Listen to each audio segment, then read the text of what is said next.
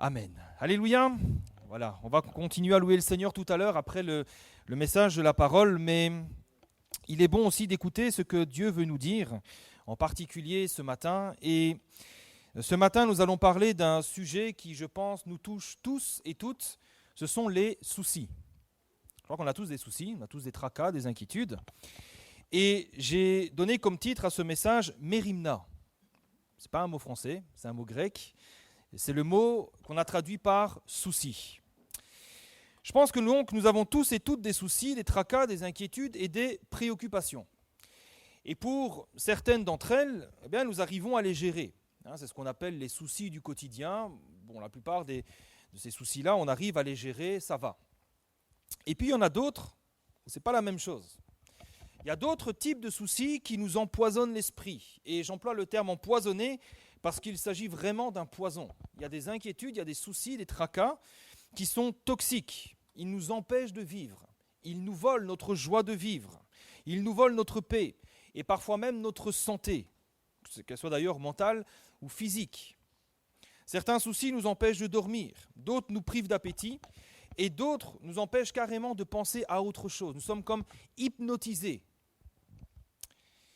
Et donc, je pense que traiter la question des soucis est importante et on va le faire à travers l'Écriture, à travers ce que nous dit le Nouveau Testament à ce sujet. Et nous verrons, et béni soit Dieu pour sa parole, parce que nous verrons que la parole de Dieu nous offre un traitement complet à l'égard des soucis. Elle va nous montrer d'abord l'origine, les causes, mais surtout elle va nous enseigner ce que nous devons faire pour pouvoir nous en débarrasser définitivement. Parce que je crois que c'est ça qui est important.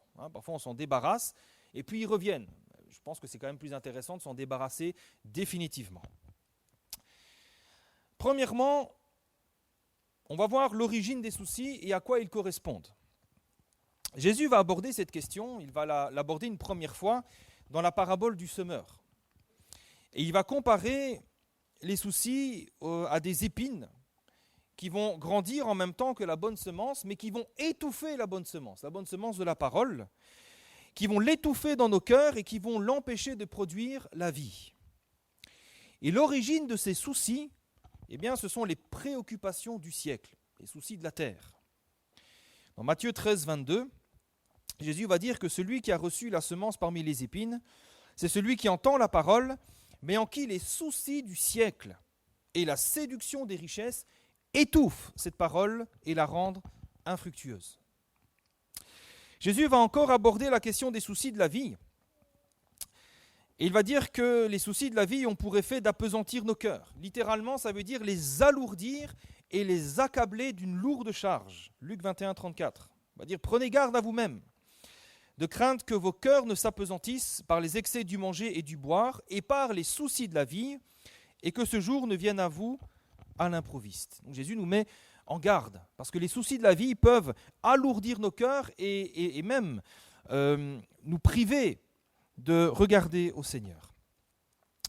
L'apôtre Pierre maintenant va aborder la question des soucis et il va nous inviter, quand il va traiter cette question, il va nous inviter justement à nous en débarrasser. Comment ? En nous déchargeant sur Christ. C'est ce qu'il dira dans 1 Pierre chapitre 5 verset 7. Il va dire « Déchargez-vous sur lui de tous vos soucis, car lui-même prend soin de vous. » Et enfin, l'apôtre Paul va aborder la question des soucis, mais pour lui, c'était les soucis qu'il se faisait au sujet de l'Église. Dans 2 Corinthiens 11, 28, il va dire, sans parler d'autre chose, « Je suis assiégé chaque jour par les soucis que me donnent toutes les églises. » Quand on analyse un petit peu ces quelques passages, on se rend compte qu'il y a deux types de soucis. Il y a premièrement les mauvais soucis, ceux dont on doit se débarrasser parce qu'ils ont pour effet d'étouffer la parole de Dieu et d'accabler notre cœur. Et puis, il y a des bons soucis, c'est-à-dire ceux qui concernent l'œuvre de Dieu. Pour Paul, c'était les églises. Et on peut faire cette distinction parce qu'il me semble quand même que se soucier des choses de la vie, des choses du siècle présent, et se soucier des choses de Dieu sont deux choses différentes. Maintenant, il y a d'autres textes qui abordent la question des soucis. Dans Matthieu 6, 25, par exemple, Jésus va dire « Ne vous inquiétez pas pour votre vie, de ce que vous mangerez, ni pour votre corps, de quoi vous serez vêtus. » Et là encore, on voit que Jésus nous invite à abandonner ces soucis, mais qui ont pour objet les choses de la terre, la nourriture et le vêtement. C'est dans la même idée que Jésus va s'adresser à Marthe. Dans Luc 10, 41, il va dire « Marthe, Marthe, tu t'inquiètes et tu t'agites pour beaucoup de choses, mais une seule est nécessaire. » Elle s'inquiétait pour beaucoup de choses. Elle se faisait du souci à cause des soins domestiques. Et Jésus va lui dire « Mais pourquoi est-ce que tu t'agites pour ces choses ? Il n'y en a qu'une qui est réellement nécessaire. » Dans 1 Corinthiens 12, 25, Paul va aussi parler des soucis, mais d'une autre manière. Il va dire qu'il n'y ait pas de division dans le corps ou dans l'Église, mais que les membres aient soin également les uns des autres. Littéralement, c'est le même mot grec mérimna, ce qui veut dire que littéralement, les membres doivent se soucier les uns des autres. Là, ici, c'est intéressant parce qu'il ne va pas dire vous devez vous débarrasser de vos soucis, il vous dit vous devez vous soucier les uns des autres. Donc c'est un bon souci. Et dans la même idée, il va écrire ces choses aux Philippiens, dans Philippiens chapitre 2, verset 20. Il va dire « Je n'ai personne ici qui partage mes sentiments pour prendre sincèrement à cœur votre situation. » Donc là, littéralement, Paul va écrire qu'il n'y a personne à part lui qui se soucie des Philippiens. Là encore, nous voyons qu'il y a deux sortes d'inquiétudes. Il y a le fait de s'inquiéter des choses d'ici-bas, donc la nourriture, le vêtement, le ménage, etc. Et nous voyons très clairement que la Bible nous dit que ce sont des mauvais soucis puisqu'il faut s'en débarrasser. Et puis, il y a le fait de s'inquiéter des choses d'en haut, c'est-à-dire des choses de Dieu, de l'Église, des frères et sœurs, de se soucier les uns des autres. Et là, nous voyons très clairement que c'est un genre de souci que la Bible nous encourage à avoir. Donc la Bible nous donne déjà, premièrement, les clés qui vont nous permettre de discerner quels sont les bons soucis et quels sont les mauvais soucis. Et une analyse rapide nous permet de comprendre que les mauvais soucis ont pratiquement toujours pour objet les choses d'ici-bas. Que ce soit nous-mêmes ou les choses d'ici-bas. Dans la parabole du semeur, ce sont les soucis du siècle qui vont étouffer la parole. Ailleurs, nous avons vu que ce sont les soucis de la vie qui vont alourdir nos cœurs et nous accabler. Et quand Jésus va nous exhorter à ne pas nous inquiéter, il va toujours faire référence à l'inquiétude que nous avons pour les choses d'ici-bas ou pour nous-mêmes. Par exemple, en ce qui concerne notre avenir. Ne vous inquiétez pas du lendemain, car le lendemain aura soin de lui-même. Et il faut reconnaître que pour beaucoup, l'avenir, c'est un sujet d'angoisse. D'autant plus dans les temps troublés que nous traversons. Mais pour beaucoup, l'avenir, c'est un sujet d'angoisse. Mais on parle de mon avenir, de l'avenir de nos enfants, mais ça reste quand même, ça concerne quand même les choses de la terre. Et ce sont des inquiétudes dont nous devons nous débarrasser. Maintenant, ça ne veut pas dire non plus que nous ne devons jamais nous soucier des choses d'ici-bas. Il ne faut pas partir dans l'excès inverse et se dire moi je ne m'inquiète de rien de la terre, je prie et puis le Seigneur fera tout le reste. En réalité, tout est une question d'équilibre. Quand on parle des soucis, des besoins, il faut rester dans un certain équilibre. Le problème, ce n'est pas de s'inquiéter des choses d'ici-bas. Le problème, c'est quand les choses d'ici-bas finissent par prendre toute la place. Et quand ils prennent toute la place, ça veut dire qu'il n'y a plus de place pour les choses d'en haut. Et c'est ça le vrai problème. Parce que finalement, s'inquiéter de savoir quoi manger ou quels vêtements on va s'acheter, ce n'est pas un problème. Se soucier de préparer son avenir en faisant des études ou mettre des sous de côté pour la retraite, ce n'est pas un problème. Ce sont des bonnes choses. Et il faut qu'on s'en occupe. Le problème, c'est quand ces choses de la vie, ces choses du quotidien prennent tellement de place qu'il n'y en a plus pour Dieu. On se lève le matin, on ne prie plus, on ne lit plus trop la Bible, on ne s'inquiète que de ces choses. Ou alors quand on lit la Bible, c'est uniquement pour trouver des réponses à nos inquiétudes et à nos soucis. Quand on prie, c'est uniquement pour demander à Dieu son secours et de l'aide par rapport à ce qui nous inquiète. Le problème, c'est quand mon esprit est tellement accaparé par les soucis de la vie que je ne parviens plus à m'occuper des choses de Dieu. C'est ça le vrai problème. Et ça, c'est une des caractéristiques des soucis de la terre. Si on leur laisse un petit peu trop de place, ça va être comme de la mauvaise herbe. Vous savez, la mauvaise herbe, surtout quand il pleut. Là, il y a un petit coup de pluie, vous allez voir dans quelques jours comment ça va pousser dans tous les sens. La mauvaise herbe, ça pousse très vite et ça prend rapidement toute la place. Et si on n'est pas vigilant, ça va étouffer tout le reste. Et bien, avec les soucis de la terre, c'est comme ça. Ils peuvent devenir si vite importants qu'ils vont étouffer notre vie spirituelle et nous mettre en danger. Maintenant, comment gérer ces inquiétudes? Eh bien, en théorie, c'est très simple. C'est très simple, il n'y a rien de compliqué. Je pense que n'importe qui peut le faire. On doit tout simplement nous en débarrasser. Quand des soucis deviennent toxiques, trop lourds à porter, il suffit simplement de s'en débarrasser sur le Seigneur et ensuite nous occuper des bons soucis, c'est-à-dire des choses de Dieu. Maintenant, donc la chose première à faire, c'est nous débarrasser des soucis en les donnant définitivement à Dieu. Mais pourquoi on ferait une telle chose? On peut se poser la question, mais pourquoi est-ce que je donnerais mes soucis au Seigneur? Pourquoi est-ce qu'il s'en occuperait? Eh bien, la raison, elle est simple. C'est 1 Pierre chapitre 5, verset 7 qui nous dit « Déchargez-vous sur lui de tous vos soucis, car lui-même prend soin de vous. » Pourquoi se décharger sur le Seigneur? Eh bien, tout simplement parce que lui-même prend soin de nous. Il veut prendre soin de nous. L'expression « prendre soin » signifie littéralement que le Seigneur se soucie de nous. Il se soucie de nos besoins. Il se soucie de tout ce qui nous prend la tête. Il se met en peine de nous. Et il désire prendre sur lui tout le poids de nos soucis à notre place. En d'autres termes, le remède à l'inquiétude, c'est de prendre conscience que nous ne sommes pas seuls devant les difficultés de la vie, devant les défis, devant les montagnes qui se dressent devant nous, parce que nous pouvons les affronter avec Dieu. Et si Dieu est avec nous, qui sera contre nous? Amen.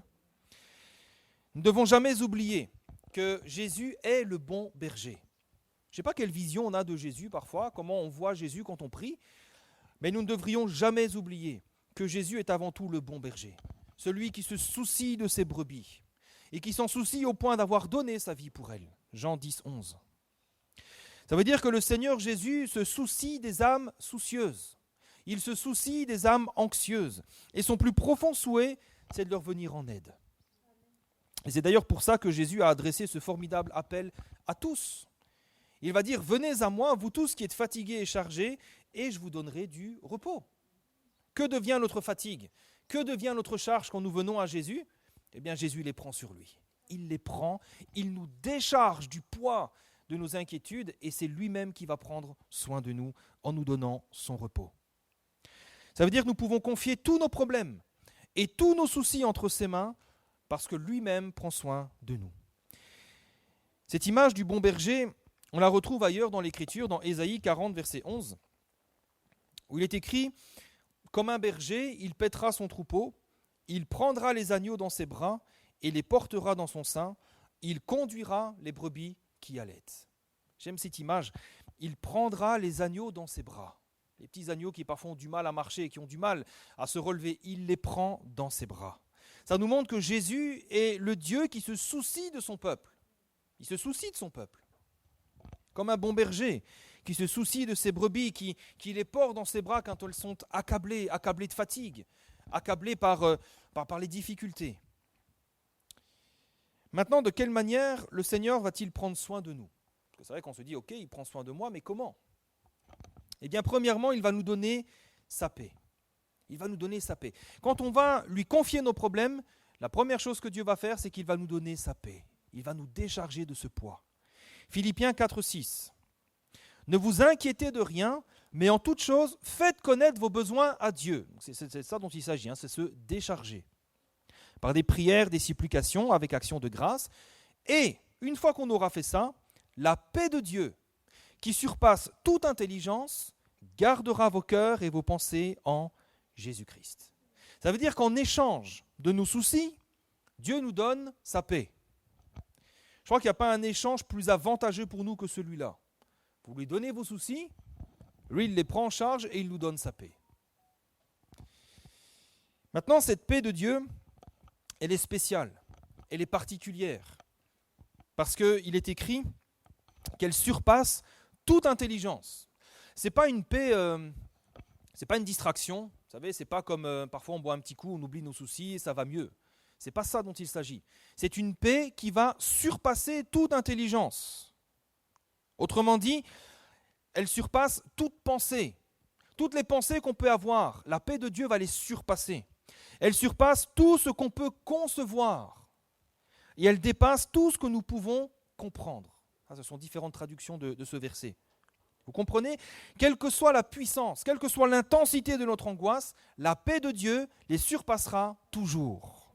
Et elle nous permettra de rester dans ce calme, dans cette tranquillité, d'apaiser le flot de nos pensées qui nous tourmentent. C'est ça que ça veut dire. La paix de Dieu qui surpasse toute intelligence, tout raisonnement, toute pensée, tout ce qu'on peut comprendre, tout ce qu'on peut concevoir. Le Seigneur prend soin de nous en nous donnant sa paix, mais ensuite, il va prendre soin de nous en nous donnant tout ce dont nous avons besoin. Parce que ce n'est pas tout d'avoir la paix, c'est bien beau d'avoir la paix, mais quand il y a un souci, ça veut dire qu'il y a un problème, et il faut bien gérer le problème. Eh bien, quand nous confions nos problèmes au Seigneur, il nous donne sa paix, et il va ensuite se charger de notre problème, et il va pourvoir à nos besoins. C'est ce que nous dit Philippiens 4,19. « Mon Dieu pourvoira à tous vos besoins, selon sa richesse, avec gloire et en Jésus-Christ. » Ça veut dire que quel que soit le souci, Dieu est capable d'y répondre parfaitement. Parfaitement. Il n'y a pas besoin de se dire « oui, mais ça c'est peut-être un peu compliqué. Oui, mais ça c'est peut-être un peu plus délicat. » Ce n'est pas possible. Le texte nous dit que Dieu le fait selon sa richesse. Et là encore, vous savez, les mots qui sont écrits dans la parole de Dieu, ils sont importants. Qu'est-ce que ça veut dire ? Qu'est-ce que ça veut dire qu'il pourvoira à nos besoins selon sa richesse? Là, je vais vous poser une question. Qui connaît les limites de la richesse de Dieu? Qui peut les compter? Qui peut dire « ah ben voilà, là c'est la limite ». Qui? Vous savez, on connaît la limite des richesses de l'homme le plus riche du monde. Je me suis renseigné sur Internet.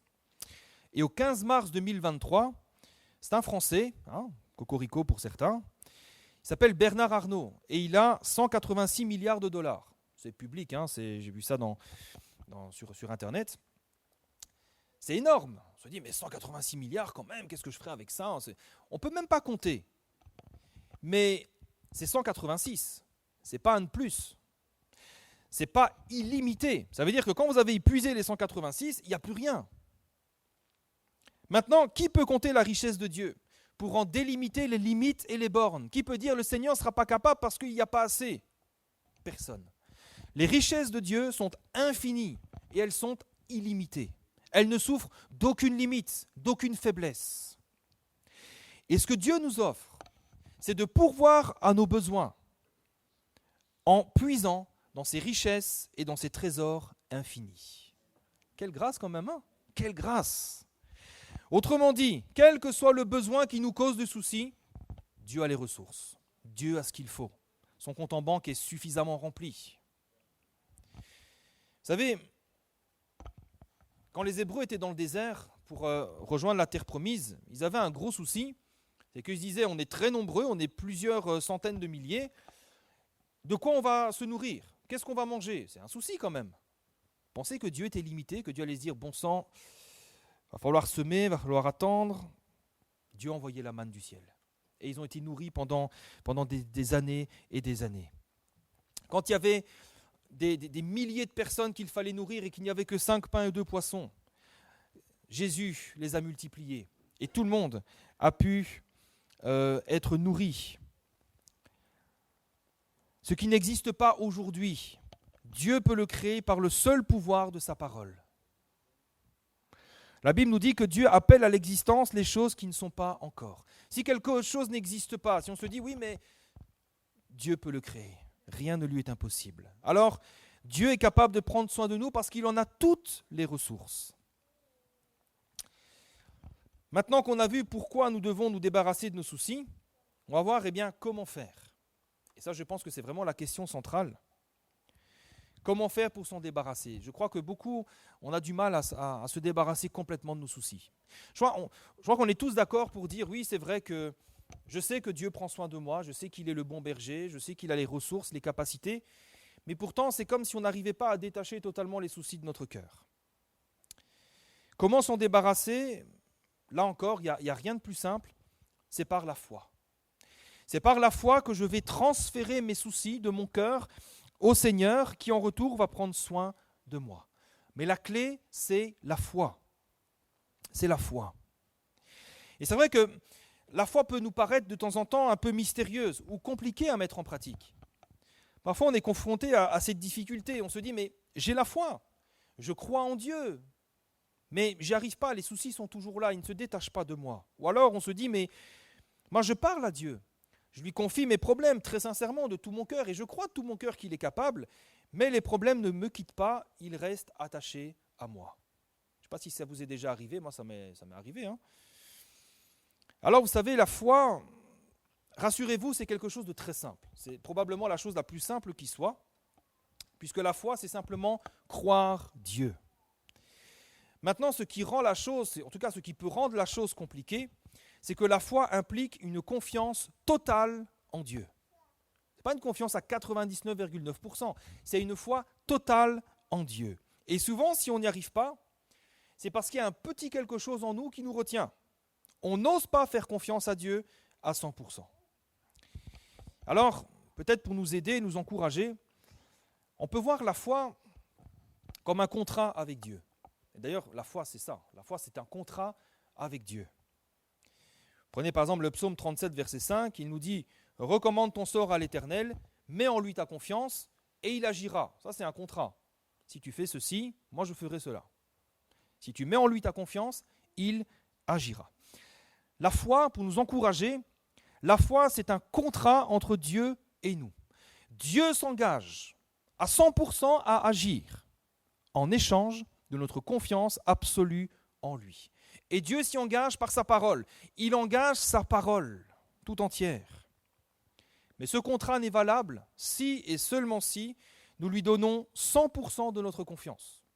Si on ne lui donne que 99% de notre confiance, il n'y a pas de contrat. Je vais prendre un exemple. Imaginez que vous ayez chez vous une fuite d'eau importante. Et avoir une fuite d'eau, c'est un souci, on est d'accord. Quand on a une fuite d'eau, c'est un problème. Maintenant, ça marche avec n'importe quel autre problème. Moi, j'ai pris la plomberie, vous pouvez prendre un problème de voiture, un problème de travail, etc. Imaginez que pour résoudre ce problème, vous avez tout essayé, mais sans succès. Vous êtes fatigué, vous êtes profondément inquiet. Qu'est-ce que vous allez faire au final? Vous allez appeler un spécialiste. Et c'est à lui que vous allez confier votre problème. Alors vous cherchez un numéro, vous appelez. Et imaginez que là, vous tombiez sur le meilleur spécialiste du monde. Il vous répond tout de suite. Et vous le connaissez parce que lui, aucune fuite ne lui résiste.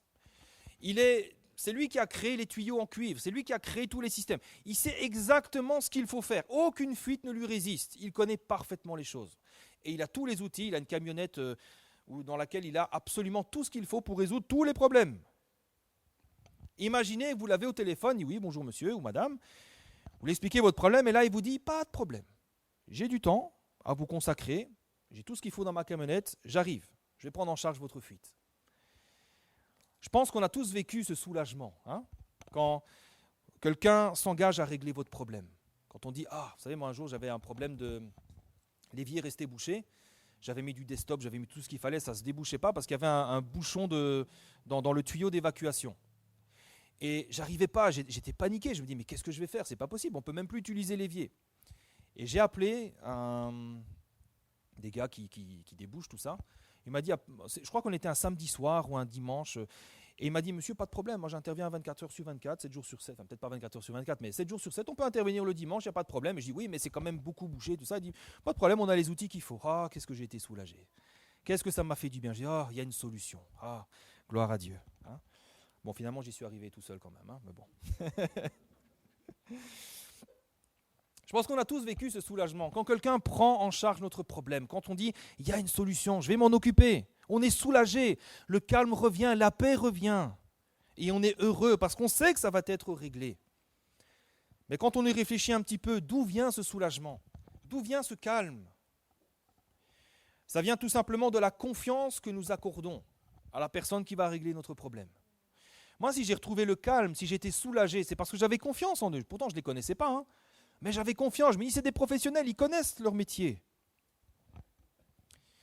C'est parce que nous avons confiance. Nous savons que ces personnes sont des professionnels qui sont les meilleurs et qu'ils vont prendre en charge notre problème. Et là, le calme revient. Avec Dieu, c'est la même chose. Si nous avons foi dans les choses de la terre, pourquoi ne pas avoir foi dans les choses de Dieu? Notre calme et notre paix viendront toujours de la confiance que nous accordons à Dieu. Quand nous savons qu'il est le meilleur pour gérer nos soucis, et qu'il va les prendre à sa charge. Il va s'en occuper lui-même. Et puis avec Dieu, vous savez, Il n'y a pas besoin d'appeler un numéro spécial, il n'y a pas besoin d'appeler un 0800 et puis d'attendre ou de laisser un message en espérant qu'on nous rappelle. Le Seigneur est disponible 7 jours sur 7, 24 heures sur 24. Il est à notre écoute, attentif, soucieux de nous apporter la solution. Il est prêt à prendre en charge n'importe lequel des problèmes que nous lui confions, n'importe lequel. Et en lui confiant nos problèmes, eh bien nous les confions au meilleur spécialiste qui soit. Il n'y a pas un meilleur spécialiste que le Seigneur, parce que ses richesses et son pouvoir sont absolument sans limite. Imaginez, le plombier, il est là devant votre truc, il dit monsieur, je dois changer le tuyau, le problème c'est que j'en ai pas. Alors, j'ai des problèmes avec la voiture en ce moment. Ah, monsieur, il y a un problème avec telle pièce, il faut la commander, ça c'est une commande métropole, ça va prendre X semaines, etc. C'est embêtant quand même. Mais le Seigneur, il n'y a pas de problème. Si on dit, il manque telle ou telle chose, le Seigneur dit, c'est pas grave, je te le donne aujourd'hui même. Regardez, quand les disciples avaient besoin d'argent pour payer l'impôt du temple, Jésus a fait venir un poisson, et dans la gueule du poisson, il y avait les pièces qu'il fallait pour payer l'impôt. En lui confiant nos problèmes, nous les confions au meilleur spécialiste qui soit. Dieu est absolument compétent dans tous les domaines de notre vie. Maintenant, la foi, c'est un contrat. Comme on disait, c'est un contrat. C'est un contrat de confiance entre Dieu et nous. Dieu s'engage 100% à nous donner sa paix et à régler nos problèmes. Mais nous devons lui faire confiance jusqu'au bout. On doit lui faire confiance jusqu'au bout. C'est-à-dire qu'une fois que nous lui avons confié le problème, eh bien nous devons lui faire confiance jusqu'au bout, jusqu'à ce que le problème soit résolu. Imaginez, on reprend l'exemple du plombier. Imaginez que le plombier revient. Ah, vous êtes content.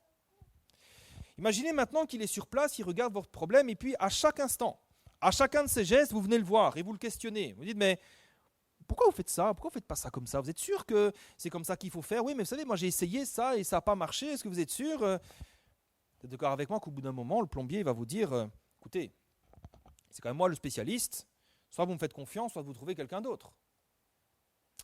Parfois, nous faisons la même chose avec Dieu. Nous lui confions le problème, et puis parfois il n'a même pas encore commencé à intervenir, et nous revenons sans cesse sur la situation. Parfois le Seigneur est en train d'agir, on dit, mais Seigneur, qu'est-ce que tu es en train de faire? Je ne comprends pas, mais je t'ai confié le problème, pourquoi tu agis de telle manière ou de telle manière? Seigneur, pourquoi est-ce que ça prend autant de temps? Pourquoi est-ce que c'est... Ou alors on se dit, mais Seigneur, et maintenant s'il se passait telle chose... Et dans ce cas-là, désolé de vous le dire comme ça, mais c'est la vérité, c'est comme si nous rompions le contrat avec Dieu. Comme si on disait, Seigneur, mais là je ne te fais plus trop confiance. Je t'ai confié mon problème, mais je ne suis pas satisfait de la manière dont tu le gères. Et là, c'est comme s'il n'y avait plus de contrat. Quand on donne un contrat, quand on fait un contrat de confiance avec Dieu par la foi, il faut honorer ce contrat jusqu'au bout, lui faire confiance jusqu'au bout. Alors maintenant, la question, c'est comment faire? Comment faire pour ne pas se recharger des problèmes que nous avons confiés à Dieu? Eh bien, c'est tout simple. Une fois que nous nous sommes déchargés des mauvais soucis, il faut aller de l'avant. Il faut aller de l'avant. Il faut arrêter de regarder en arrière et il faut aller de l'avant. C'est ce que faisait l'apôtre Paul. Dans Philippiens chapitre 3, verset 13, il va dire, frère, je ne pense pas l'avoir saisi, mais... Donc, je ne pense pas avoir saisi toute la grandeur du salut, etc. Je ne pense pas l'avoir saisi, mais je fais une chose. Oubliant ce qui est en arrière et me portant vers ce qui est en avant, je cours vers le but pour remporter le prix de la vocation céleste de Dieu en Jésus-Christ. Oubliant ce qui est en arrière, je me porte vers ce qui est en avant. Si Dieu règle le problème, pourquoi encore s'en soucier?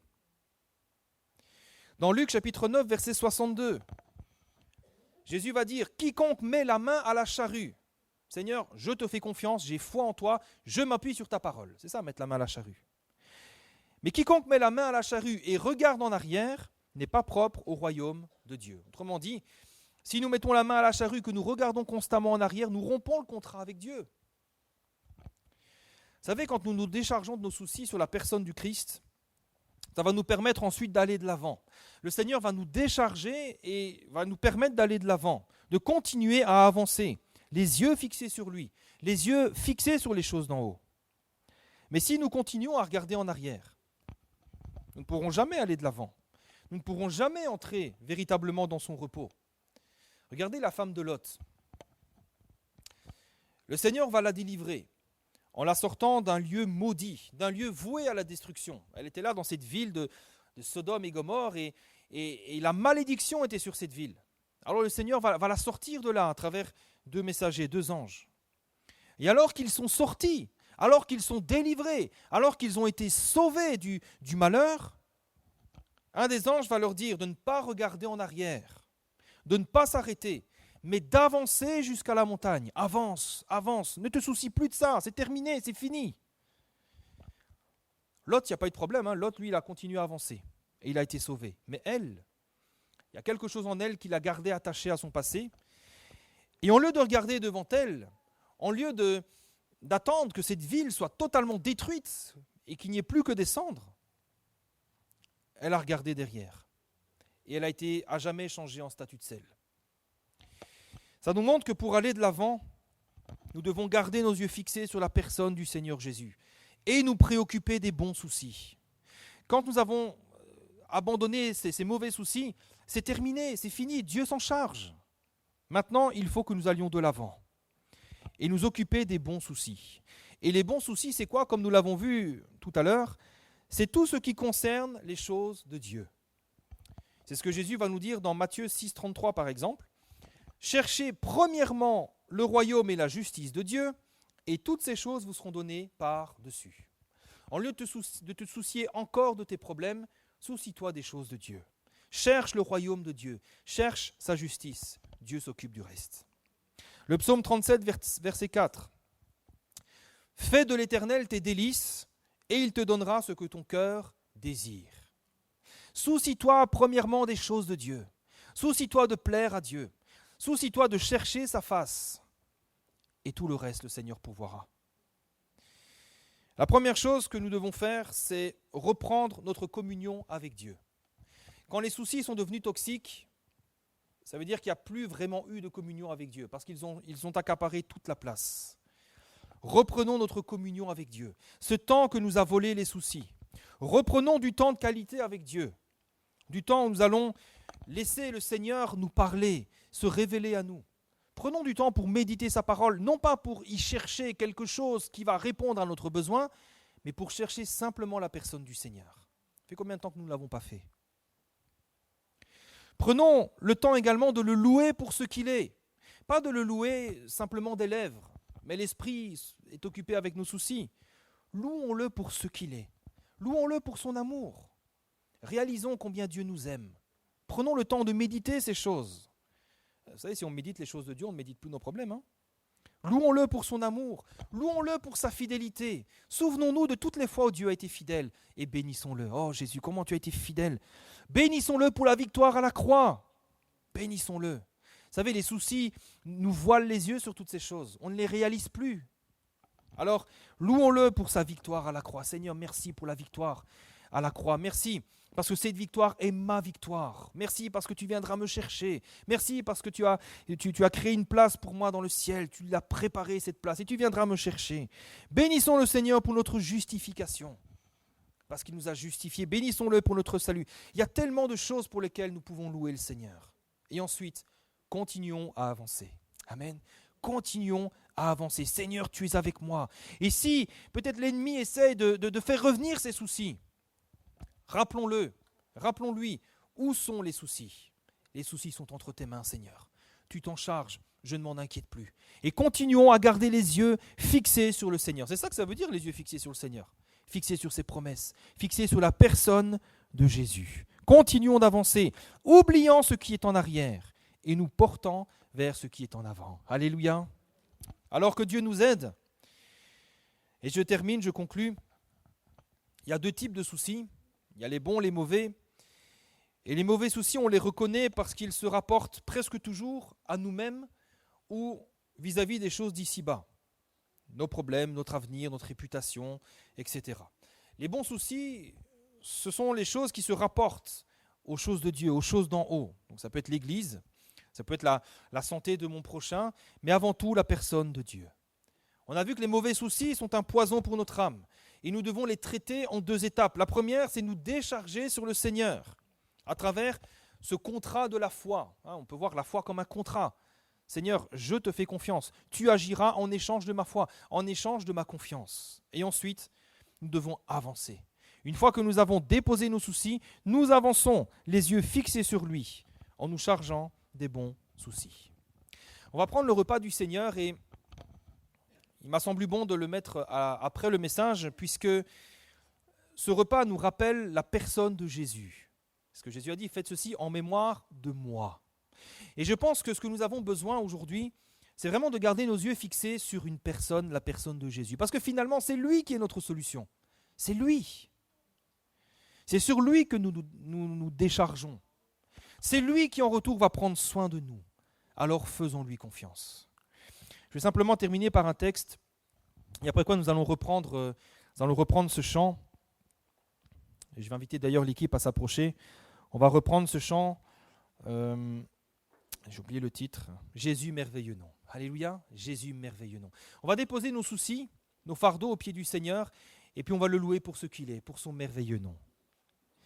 Ésaïe 52, verset 13, nous parle de la personne de Jésus. Il est écrit, « Voici, mon serviteur prospérera, il montera, il s'élèvera bien haut. » Écoutez bien. De même qu'il a été pour plusieurs un sujet d'effroi. On parle de la croix. Tant son visage était défiguré, tant son aspect différait de celui des fils de l'homme. Quelle souffrance le Seigneur a pris. De même, il sera pour beaucoup de peuples un sujet de joie.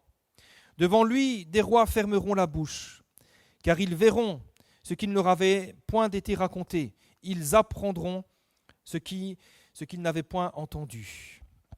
Il s'est élevé devant lui comme une faible plante, comme un rejeton qui sort d'une terre desséchée. Il n'avait ni beauté ni éclat pour attirer nos regards. Son aspect n'avait rien pour nous plaire. Méprisé, abandonné des hommes, homme de douleur, habitué à la souffrance. Semblable à celui dont on détourne le visage, nous l'avons dédaigné. Nous n'avons fait de lui aucun cas. Cependant, ce sont nos souffrances qu'il a portées. C'est de nos douleurs qu'il s'est chargé, et nous l'avons considéré comme puni, frappé de Dieu et humilié. Il a été blessé pour nos péchés, brisé pour nos iniquités. Le châtiment qui nous donne la paix est tombé sur lui, et c'est par ses meurtrissures que nous sommes guéris. Nous étions tous errants comme des brebis, chacun suivait sa propre voie, et l'Éternel a fait retomber sur lui l'iniquité de nous tous. Amen. Ce Dieu-là, c'est le Seigneur Jésus.